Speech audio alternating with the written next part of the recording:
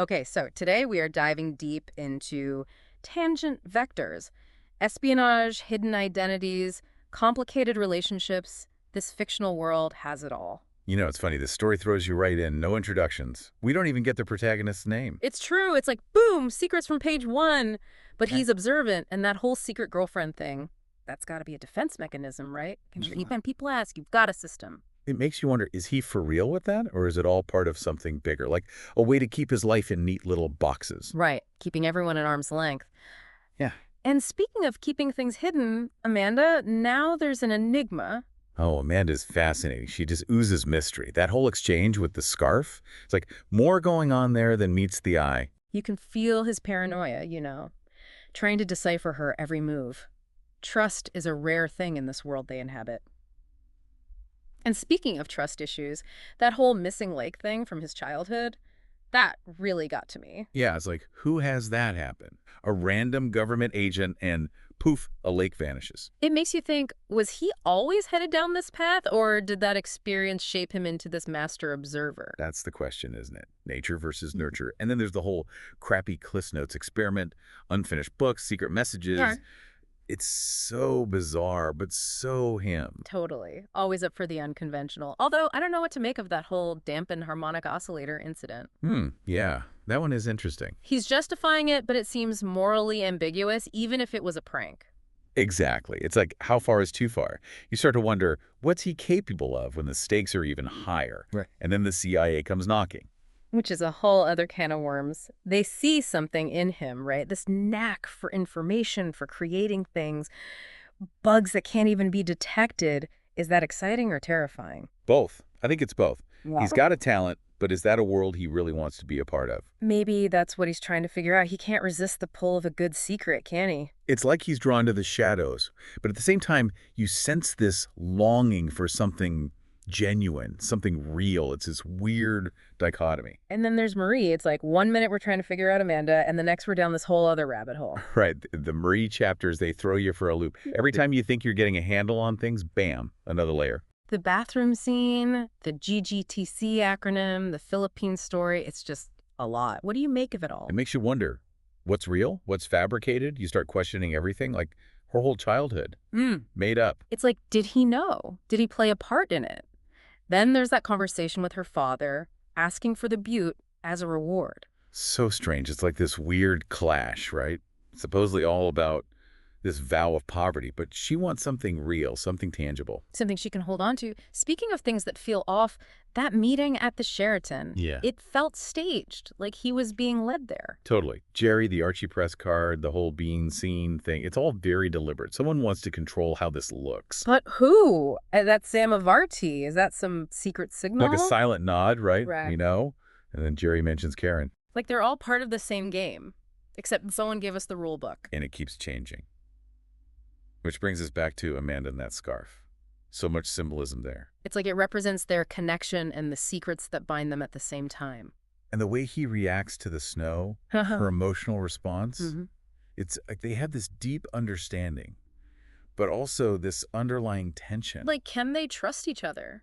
Yeah. Then she suggests he should work for the CIA. I felt like that was a power move. Totally. It's like she's saying, you'd be perfect for this life, but does he even want that life? Exactly. Then there's that scene in Dr. Chen's office, the whole kissing disease thing. Oh, man. Talk about misinformation spreading like wildfire. It's like a cautionary tale. You see how fear and paranoia can take hold. And how easily people believe what they're told, especially when it plays on their fears. Right.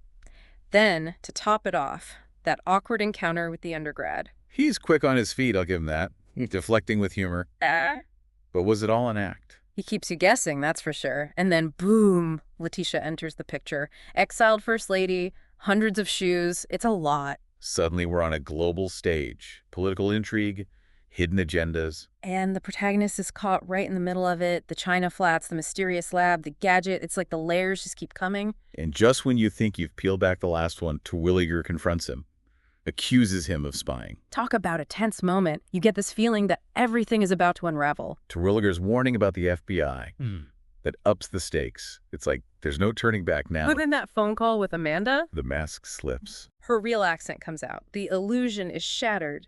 It's heartbreaking, in a way. They both clung to this fabricated reality, and now, Now it's gone.